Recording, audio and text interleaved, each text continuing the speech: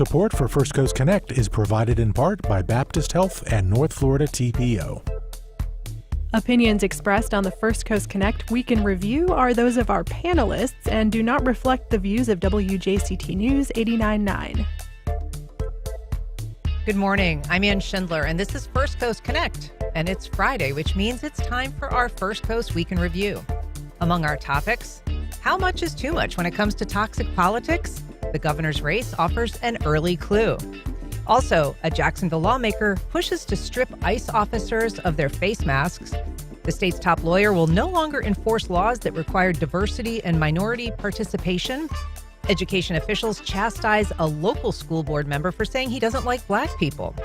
DOJ says Fernandina Beach is overtaxing homeowners. And JTA considers expanding the NAVI to the beaches. To talk about all that and more, I am joined by attorney and former Jacksonville City Council member Randy DeFoor. Good morning, Randy. Good morning, Ann. AG Gancarski, reporter at Florida Politics. Good morning, AG. Good morning. Thanks for having me on again. Thank you for being on again. We love it. David Bauerlein, Metro reporter at the Florida Times-Union. Hi, David. Good morning, everybody. And Tricia Booker, author and journalism professor at the University of North Florida. Good morning. Hi, Tricia.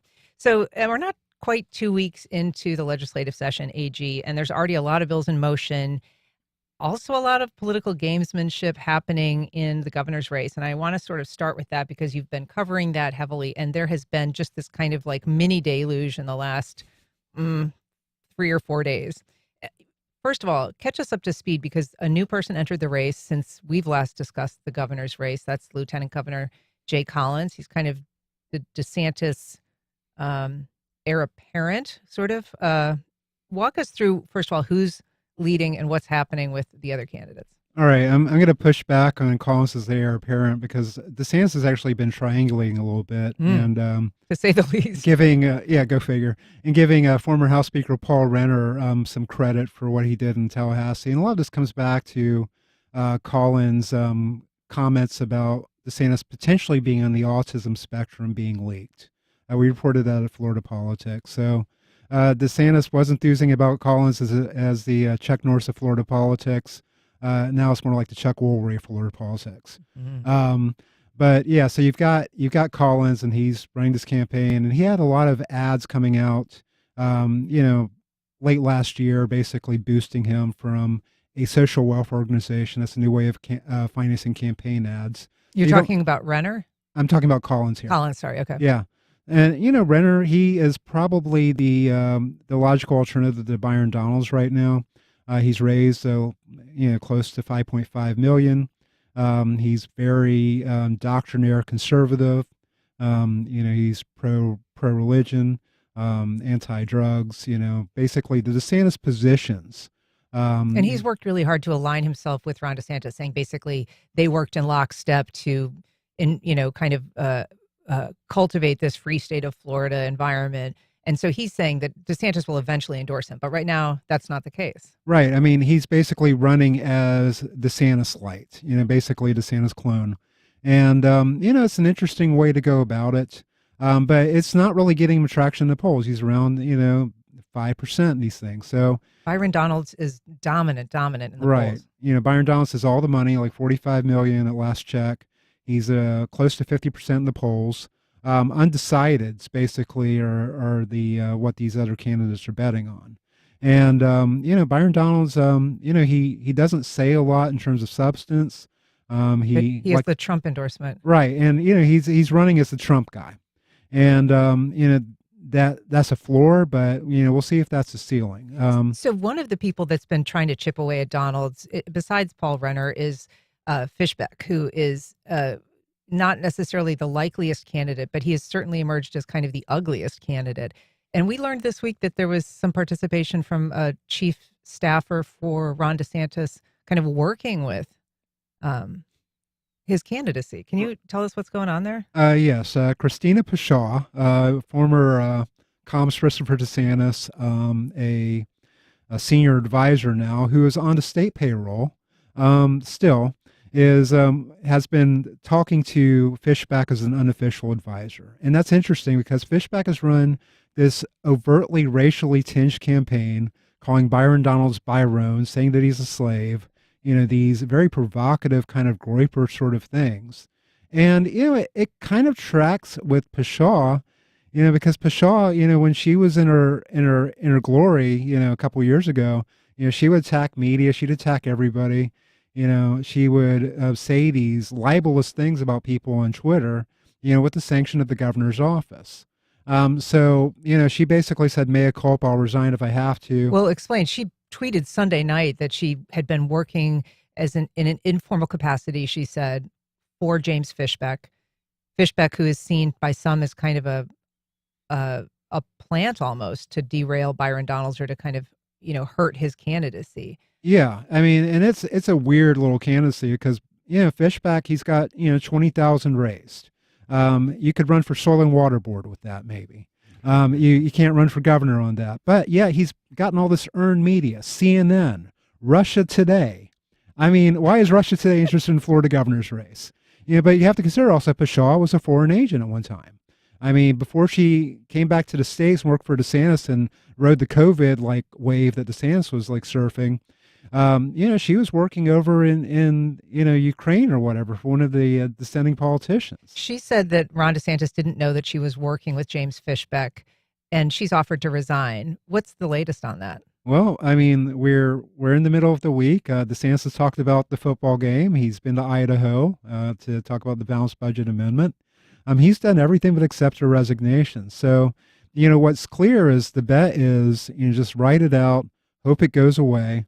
And DeSantis, who basically is willing to cut people's heads off, at the slightest provocation, is unable to even address this issue. I mean, he hasn't said one thing about it. He hasn't done much media. He did a press conference where he wasn't asked about it. But I mean, this should be question number one because Christina Pshaw is the id of the Ron DeSantis administration.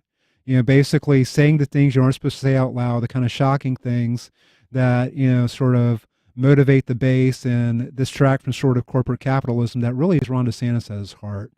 So Christina Pshaw has played an important role, very interesting role.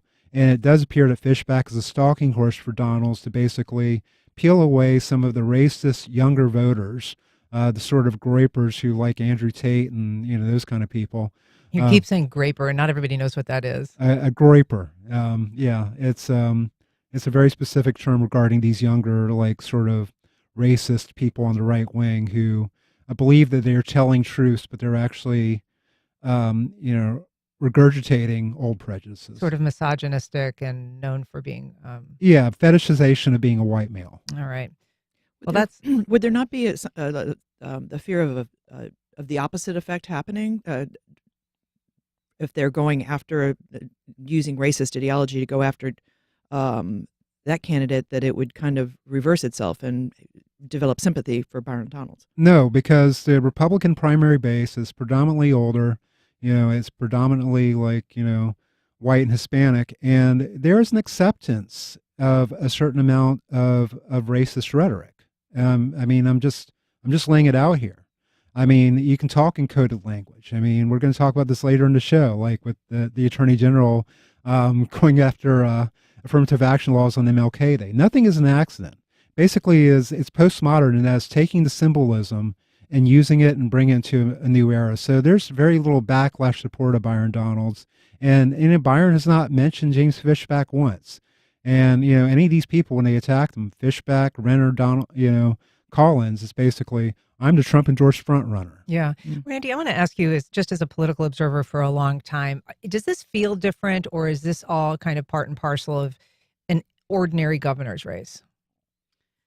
I do think it, I would like to know what AG thinks. I think it is a little different. I think that you've got kingmakers who want to stay in power. I think DeSantis is behind a lot of the stuff that's going on personally. He wants to stay in power. He wants the next governor to be his governor so that he, and I just, it's kind of the same thing that Trump does with all, his endorsements.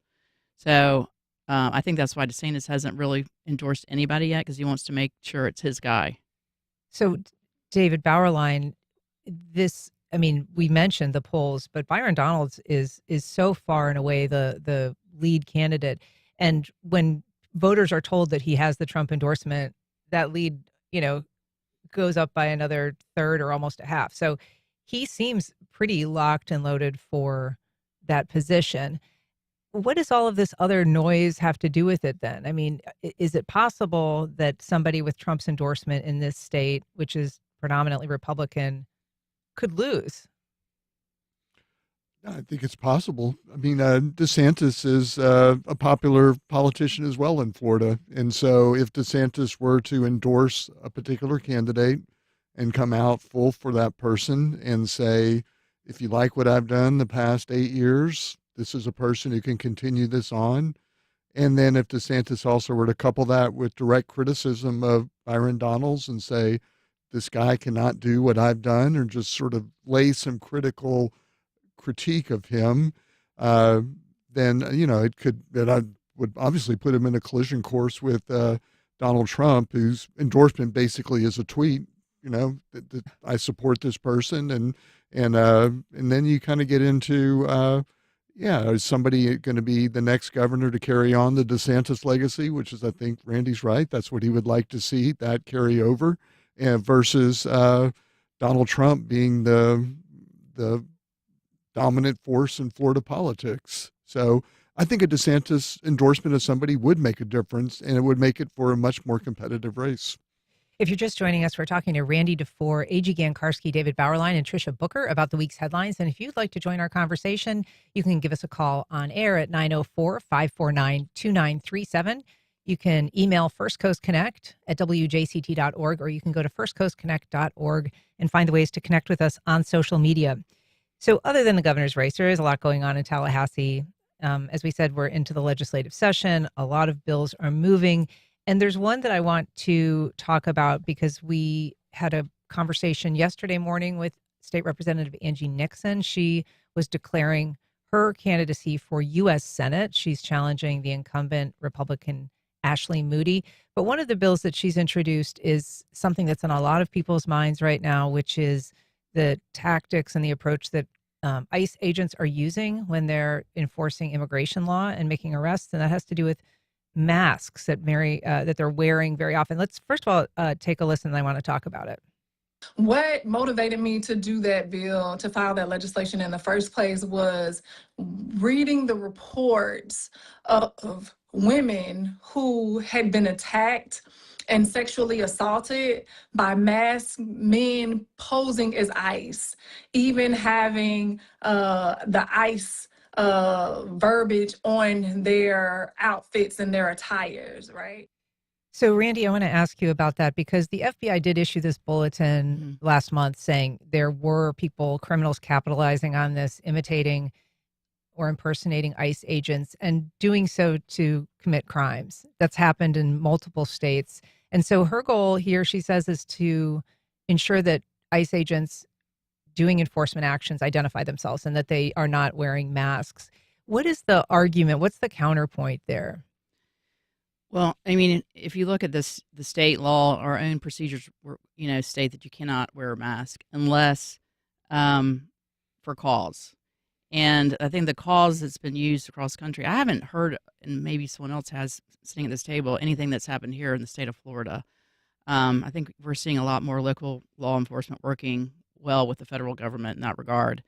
But what I've heard in other states is that these that there's been attacks on the ICE agents themselves. I've heard the story about 2 ICE agents being cornered in a restaurant and attacked by some mobs of individuals. So I think that is it. I think their argument in the other states is that for security reasons and safety reasons for the ICE officers themselves, they are allowed to wear masks. Tricia Booker, this is something that ICE agents say that they need in order to protect themselves from being doxxed or, that they could be targeted. They're fearful. And certainly there's been a lot of pushback on this enforcement, large crowds sometimes yelling not very nice things at ICE. But it has become something that is a real sticking point for people who say there's no accountability if you don't know who is taking you into custody and if they're not required to even say who they are. I mean, if you're going to be doing violent things, arresting people in a way that separates families and in a way that terrorizes the community, there's a lot of danger that you're going to be doxxed. And sure, I think that danger is out there. But I mean, let's be clear, this bill is not going to pass. And even if it does, ICE agents are going to continue to wear masks because the vice president of the United States has said basically they're working with complete immunity. They're not going to be impugned for any of the actions that they take. So even if it is a law in Florida, I think ICE agents are going to continue to wear masks to protect themselves because they're continuing to do things that neighborhoods and communities view as damaging to the people who live there. AG, some of the other bills that have been getting attention, and we don't know as a Democrat, she's not working from a position of advantage. I'm not sure that It's not going to get committee hearing. I mean, it's not going to be heard ever. I mean, that was a performative bill filing. I see where she's coming from. I respect the stance, but it won't even be heard in the House once. I want to ask you about some other bills. There's a lot of development bills that are moving through the legislature, some that could be really consequential. A bunch of them are being introduced by this Ocala Republican Senator Stan McClain. He is a developer himself. And one of the big ones to get some attention is this Blue Ribbon Projects. It's Senate Bill 354. And basically, if you have more than 1,000 acres and you agree to set aside 60% as a reserve, is sort of this undefined term, a reserve, then local government and local residents would have no say. It would basically be an automatic approval for whatever you wanted to build. Yeah, I mean, and this is something that it's probably going to get traction. I mean, this is one of the things where it might go through Senate and the House and might disagree on some things, so it might not pass this year. But you got to look at it in a larger context. I mean, this is a preemption state government. Anything that they can relegate to Tallahassee, they do. And, they've got a lot of agricultural counties that don't have much of a, they're called fiscally constrained counties. They don't have much of a tax base. And, a good way to get a tax base is through development. I mean, look what happened to St. Johns County. Look what happened to Nassau County, Clay County. The building up and you basically expand the government and all of that. And so if you create these little enclaves, you can take agriculturally zoned land and turn it into residences and basically have a workaround so you don't have to, pay off the local commissioner or whatever it is you do, or donate to their campaigns and causes. And it's just a way to work around it. So this is something that it's going to happen sooner or later. It may happen this year. And, it seems to be like sort of an elegant compromise. At least there is some preserved green space. Well, I want to ask about that, Tricia, because this bill says, if you agree to conserve at least 60% of your property, but when you break it down, first of all, that 60% doesn't have to be contiguous land. It can be spread throughout the property, but it doesn't mean conserved in the sense we think of perhaps like the Guana or some, state park. It could be used as a retention pond. It could be used for a power station. It could be used as a golf course. And even Dean Black, who is certainly no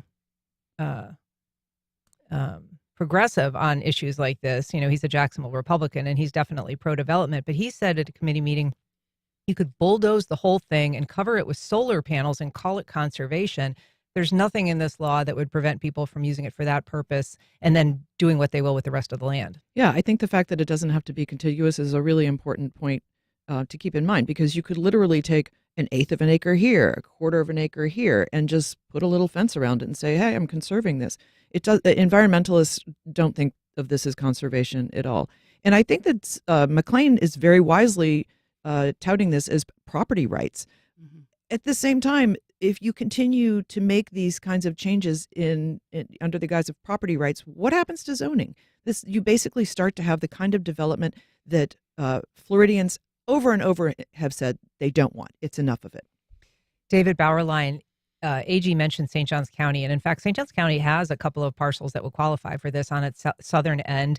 As it happens, those are large landowners that are, one of them's based in Jacksonville, but it would profoundly change that portion of the county, which currently is, still somewhat underdeveloped and agricultural. Yeah, and St. Johns County is one of those counties very fast growing where there has been a backlash to growth, and local leaders who have been elected and also both to the state house and to the county commission. I mean, they're talking about we need to control growth. We need to slow it down. And so it does take that out of their hands. And, Florida used to have a growth management policy where you have these big developments of regional impact that cross county lines and went through this real intensive review to balance out all that stuff. And then they got rid of that. And They got said, rid of the you know, Department of Community yeah, Affairs. we're going to get rid of that. Was that and kind Rick, of, you under know, Rick the, Scott? Rick Scott. Yeah. and the power is going to go back to the local government.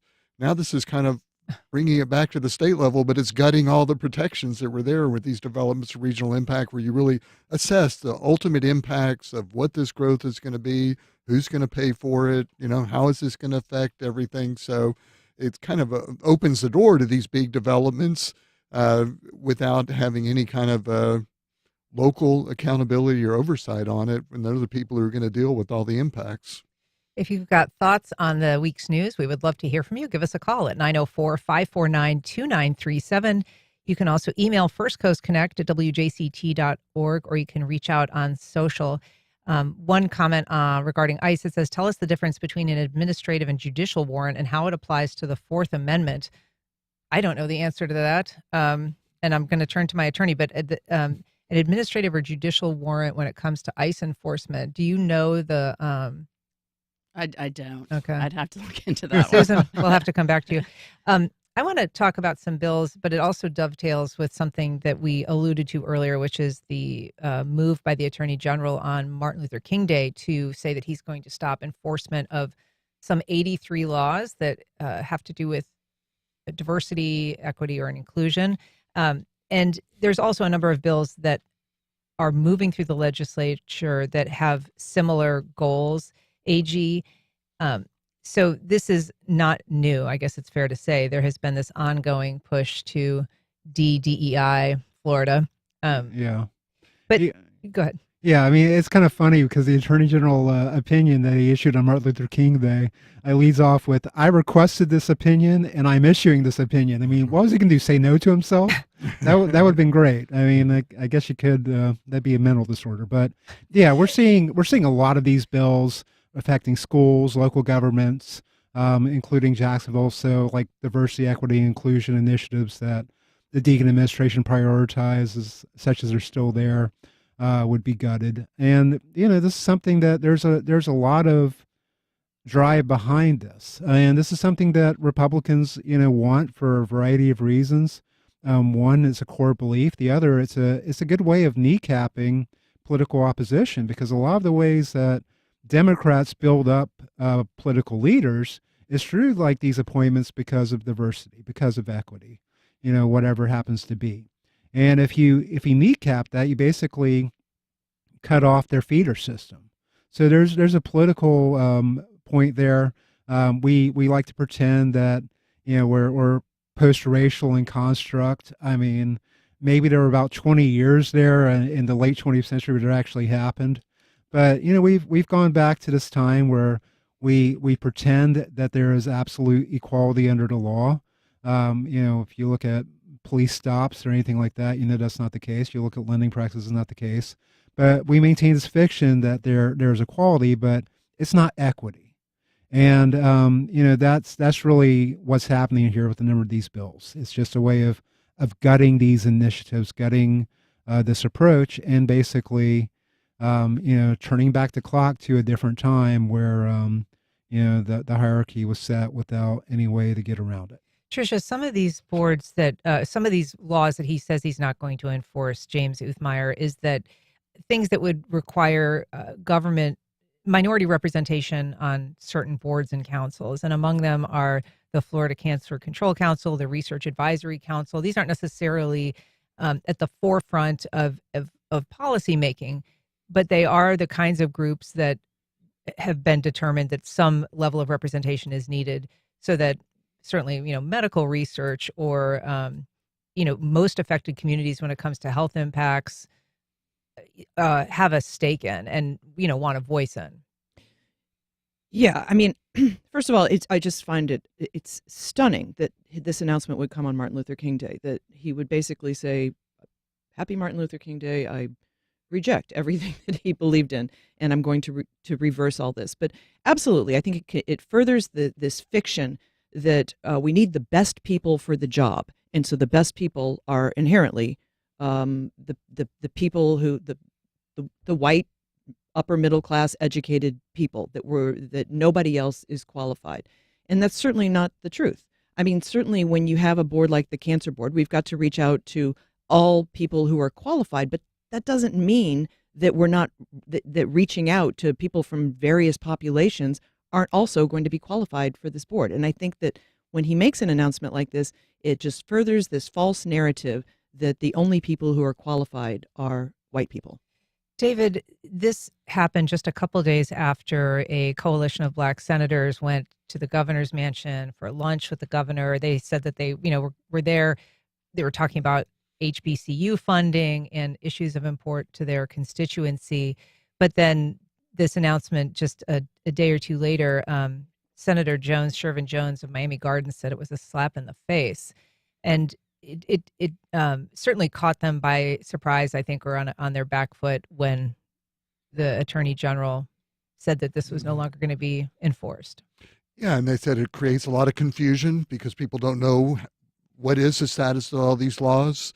There's some accusation that it was just done to a publicity stunt, try to get attention for the Attorney General who is running for election this year. There was some criticism of him basically saying that he is doing what DeSantis has criticized local state prosecutors for doing, which is deciding on their own not to enforce a law. And, what AG was talking about, it is kind of bizarre that an Attorney General can say, I request an opinion of myself. I mean, that's usually not the way it works. I mean, you don't have the Florida Supreme Court doesn't decide it's going to request an opinion on a case. There's a process that goes through where there are challenges, opinions are sought, people ask for it, they ask for interpretations. It goes through the court system. I mean, it's not one where it's just preemptively done by a state attorney general that just casts out laws that were passed by the state legislature, the people's representatives. So there's a lot of confusion about it, and there might be, we'll see, there may be some litigation about it, but it certainly, it certainly is kind of a mixed message for sure. If you're trying to get a good read from the state level government about how it's going to respond to these things. I mean, historically Black colleges and universities, does that mean that you can't appropriate funding to historically Black colleges and universities? It doesn't, but it's kind of like, where does this stop in terms of, where this legal line is being drawn on what options lawmakers have then to pursue policies. It does seem interesting, Randy DeFoor. It's almost like the governor has made this sort of mental carve out for HBCUs because there has been this increase in funding, a lot of talk about the importance of them. But to David Bauerlein's point, how unusual is it that I think it would surprise people to think that one person, when you're talking about policies and procedures and laws that have been passed over a period of many, many years with the bipartisan participation of decades worth of lawmakers, that one person could just with the stroke of his pen undo all of that. I think that's the crux of the issue, really, is that this is a political, this is done in a political arena when it really needs to be done in a thoughtful policy manner. And we're seeing it also on a national level with the Supreme Court, with the Harvard case, where they found that no longer could you do affirmative action and admissions, both at, I guess it was Harvard and Chapel Hill, North Carolina, University of North Carolina. So it's the other thing I would say is going back to the cancer board. I mean, the test, if you will, is are you trying to correct a past discrimination, and if so, is there a compelling government reason to do it? And on the cancer board, the amount of money that has been given to women's medicine, women's cancer, at one point was de minimis. Here you have 50% of your population in the state of Florida that there have been literally very little, work done on women's health. So I would say that's a compelling government reason, right? So, I mean, I don't know that you can take a pen across the board and say there is absolutely no reason on any of these boards or anything that with a preference that it make, there are going to be reasons. So I think, to me, again, it's political and can be very hurtful for the state.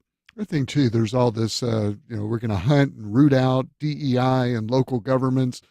And it turns out there's really not a lot of that, if any of that. I think, the chief financial officer is doing this big Doge-style review of of Jacksonville government. And so far, the only thing they've found in regard to DEI is that a recipient of a grant with city funds has a program that embraces DEI. I mean, it's just kind of like, and all this stuff is, they're not trying to get rid of advisory boards. They're not trying to, stop, say, the Human Rights Office from helping people to get access to legal, to pursue discrimination complaints of state and federal discrimination law. It's sort of like this idea that they just don't want local government to have an officer who's called a diversity, equity, and inclusion officer. And there isn't one in Jacksonville. I don't think there are many of those anywhere in the state. There's not a diversity, equity, and inclusion office in Jacksonville. So it kind of feels like there's this lot of chasing after something that isn't really there in terms of all this legislation. And a lot of what's, so it seems like we'll see what the report is when it comes out from the chief financial officer, if they're able to identify diversity, equity, and inclusion money being spent in the city of Jacksonville. You got to consider also the CFO, Blazengolia, and Uthmeier. They're both appointed by DeSantis. They've never been on a statewide ballot. And this is a way they're building up their reps. So for Ngolia to go to Nassau County, as he did this week, or go to these other places and say, well, the spending levels should be like they were in 2019. What's happened to the currency since 2019? It's lost about 40% of its value.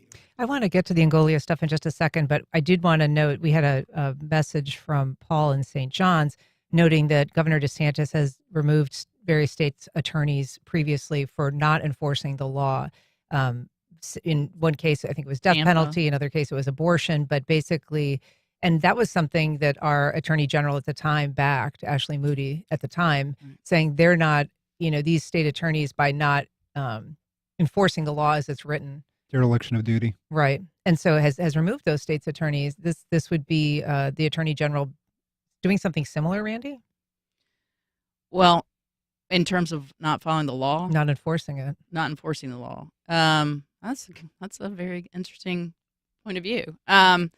He's arguing that discrimination is discrimination. So what he's arguing is that it actually violates the law, that these laws in place violate the 14th Amendment to the Florida Constitution, and therefore he is enforcing the law. Yeah, he says they're unconstitutional. That's right. I would point out that this comes on part of the criticism of the black lawmakers this week was he's basically not enforcing the law, and he's an essential dereliction of duty. That's his job, is to enforce the law, not pick and choose which ones he thinks are legal or not. This comes on the heels of the U.S. Department of Justice Civil Rights Division, that's headed by Pam Bondi, Uthmeier's predecessor, saying that they are no longer going to focus on discrimination against minorities. They are going to focus against discrimination against particularly white males in the white population. So I think that Uthmeier is just taking a lot of authority from what he sees going on above him. On the national level. Yeah, on a national level. So maybe spiraling into a different discussion here, but the Clay County School Board member, Robert Elvero, he had been in the news. We talked about it a couple weeks ago for some racist comments that he posted on social media, saying that he had problems with basically 80% of black people. So he was criticized for that. Local lawmakers called for him to step down.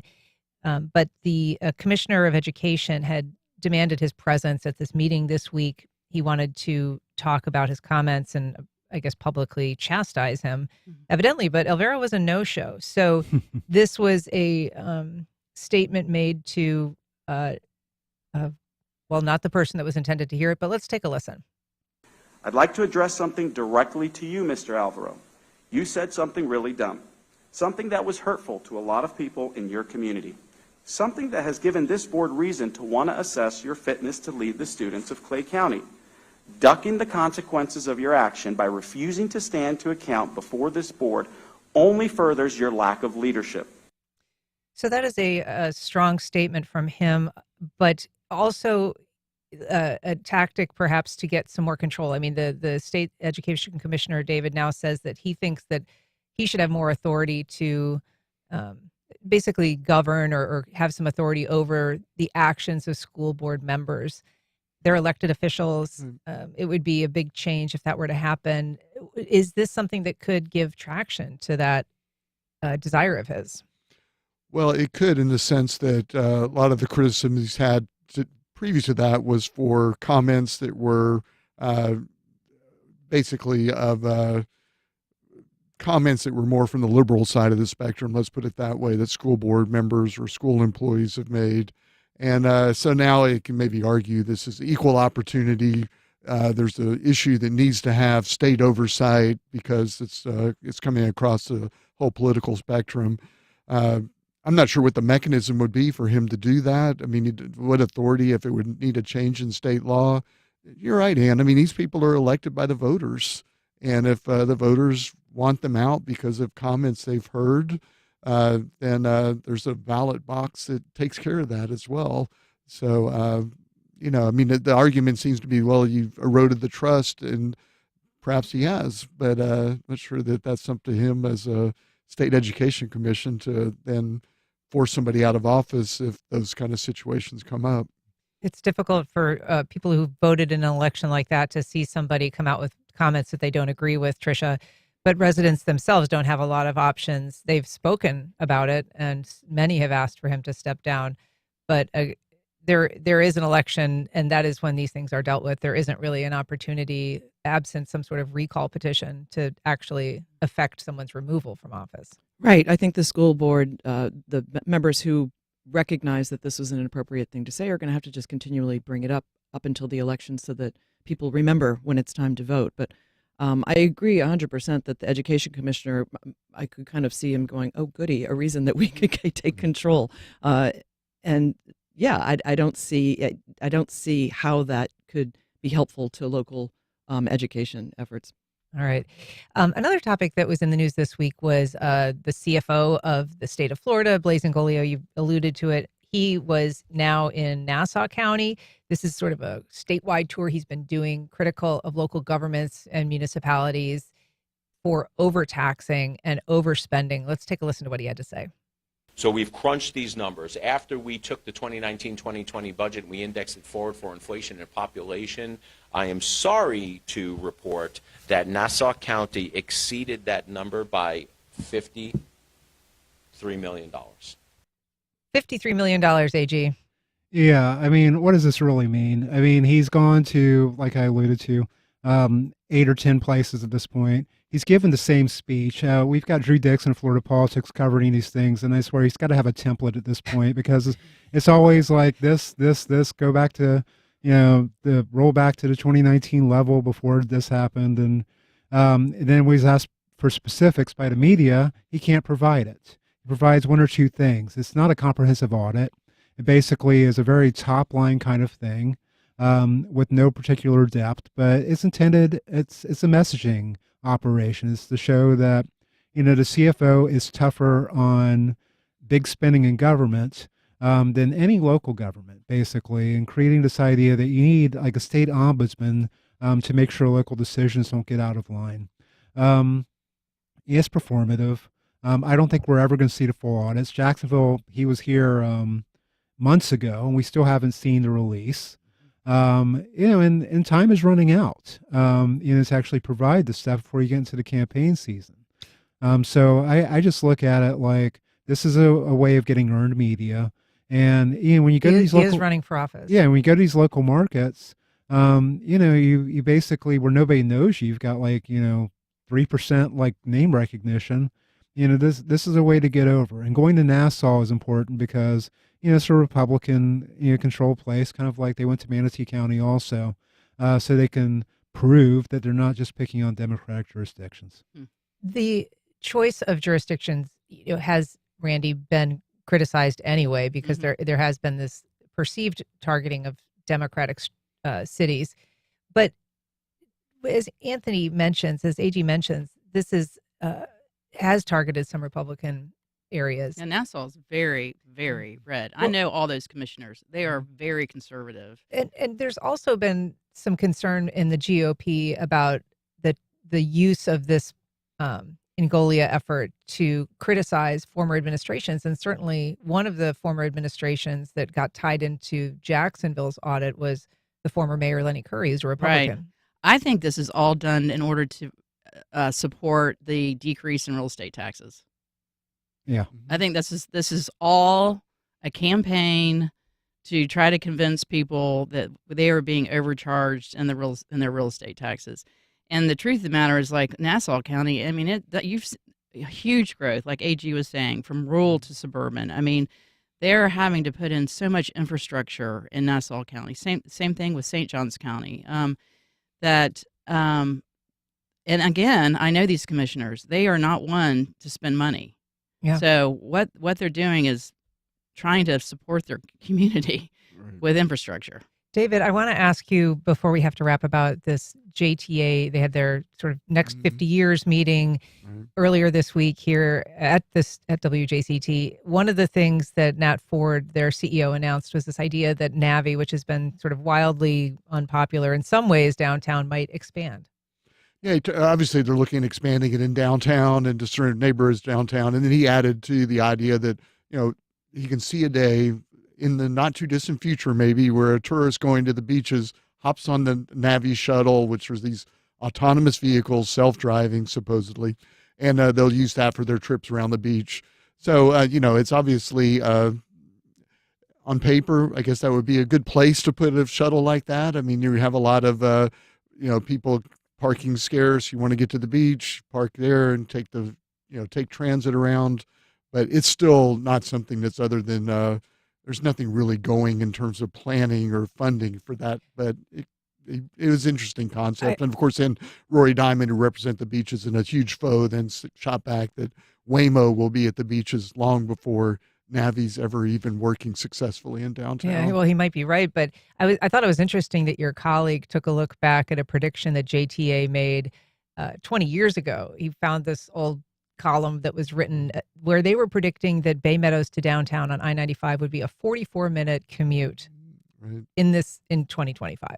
So he went and drove it and said, and then he collected some data that the transportation agency here does locally and said it's about 18 minutes, not 44. And so their capacity to forecast for the future, perhaps not, laser precise. Yeah, Mark Woods did that. It was a fun column. And right, it's hard maybe to predict the future. I mean, things happen. COVID came out. There's a lot more remote work. That changed it. But part of the idea was JTA was saying, look, if we think people are really going to want to ride these buses in 20 years because they're going to see all this traffic on I-95. They're going to be ground to a halt. They're going to look out their side window, and there's this sleek rapid transit bus whisking people down the highway on these dedicated lanes, and they're going to go, I'm going to start taking the bus. And that really hasn't happened in terms of, traffic's bad. It's gotten back to pre-COVID levels, but to the extent that it's like, I'm going to ride the bus because that's going to save me time, that sort of choice rider is not out there yet for AG, JTA. you've got 10 seconds to address that. Yeah, I think JTA needs to focus on actually connecting the region and not these little local hobby horse kind of things. But that clearly is not the priority of this board or this leader. All right. Randy DeFoor, AG Gancarski, David Bauerlein, Tricia Booker, thank you so much for being on today. Really appreciate it. Thanks, Ann. Thanks, Ann. All right. Up next, how to catch a screening at one of the last remaining silent film studios in the country.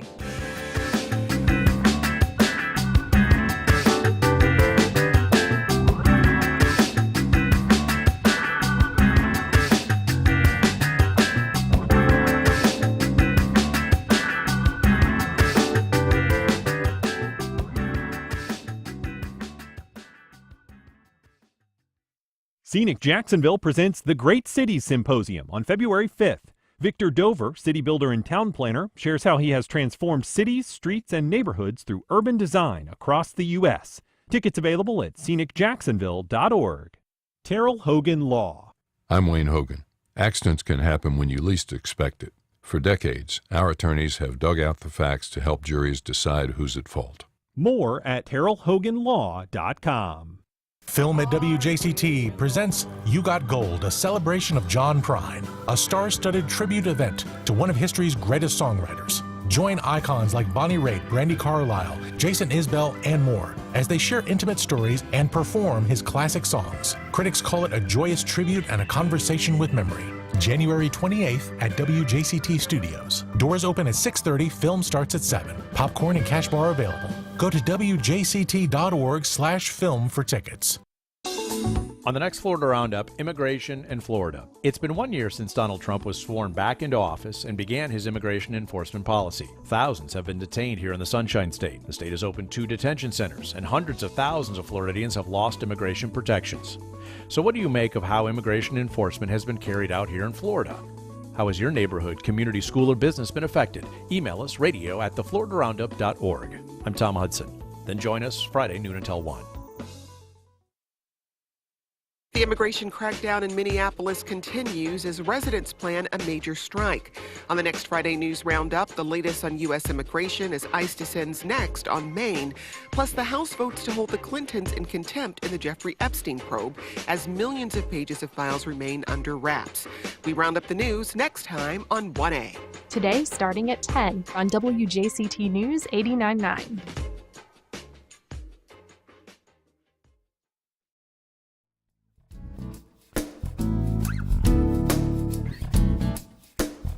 Welcome back. Well, the sounds of silence take center stage at the Norman Studios this weekend. The historic Arlington site, one of the first studios to produce films starring Black actors, is screening a classic silent film.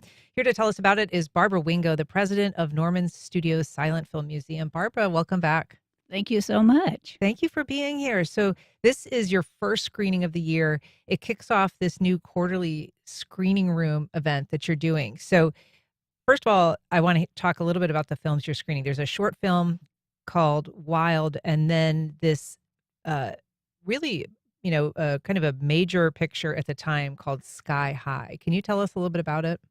Well, Sky High was a film that starred Tom Mix, who was a major, and particularly with this film became a major cowboy star, probably the most popular of the 1920s.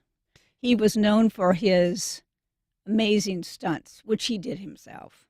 Yeah, really extraordinary. I mean, this was a film that we're so accustomed now to seeing, aerial photos of vast scenery. This is the Grand Canyon, but this was really one of the first films that used aerial photography and was dazzling in that way. That's true, and it is filmed at the Grand Canyon, so you can see what the Grand Canyon was like at that period as well. So that's another aspect. This film is actually on the National Registry at the Library of Congress as a significant film.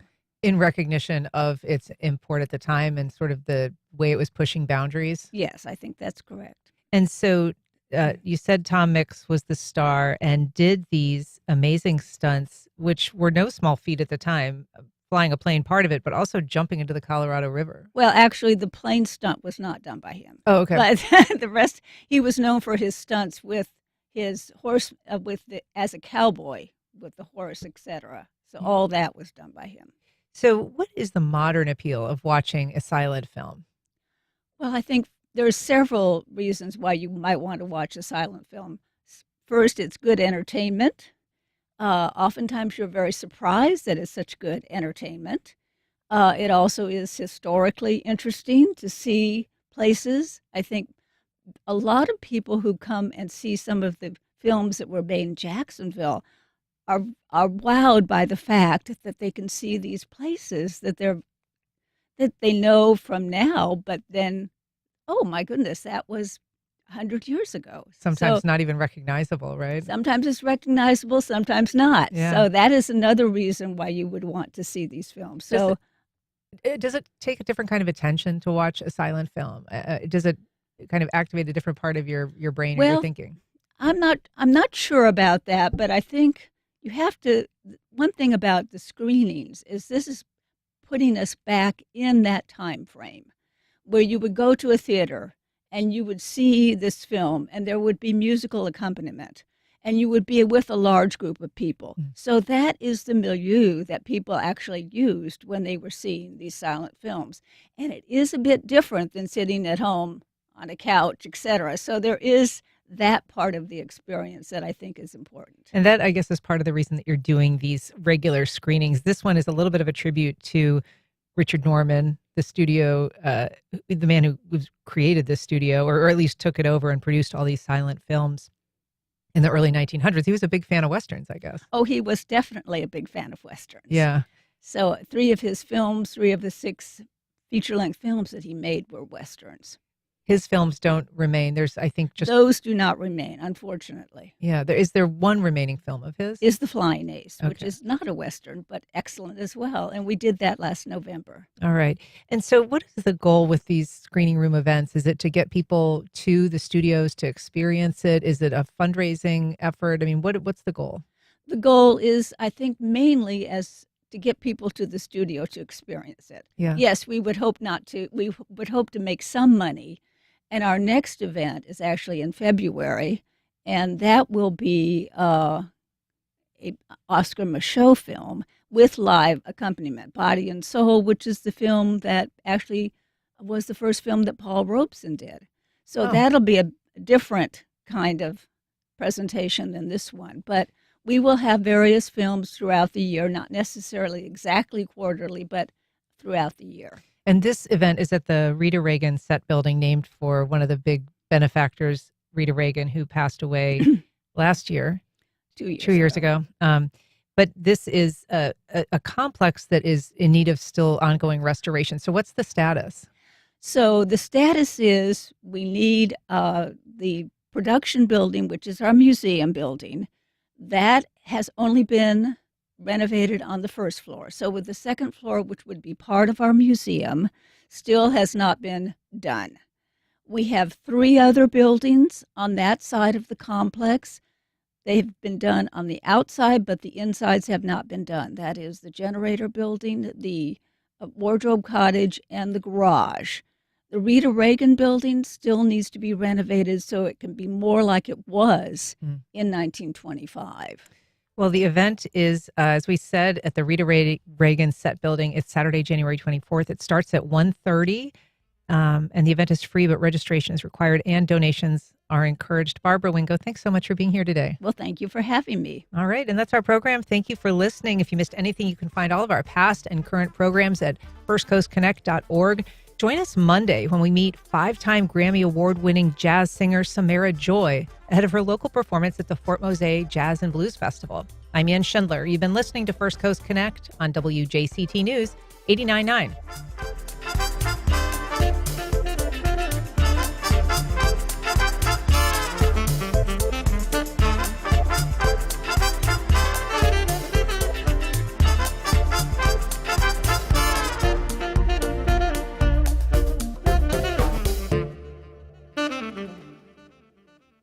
Support for First Coast Connect is provided by Baptist Health and the North Florida TPO. Baptist Health is a proud supporter of First Coast Connect. Baptist Health, committed to building a healthier community for all of us. More info at 202-4YOU or baptistjacks.com. The North Florida TPO is committed to shaping our transportation future. We're focused on planning, funding, clean fuels, and new technologies for a vibrant, connected community. Learn more at northfloridatpo.com. AEG presents The Beach Boys, saluting 60 years of pet sounds with 2 shows at the Ponte Vedra Concert Hall, Monday, January 26th at 5 and 8:30 p.m. Tickets and information available at axs.com.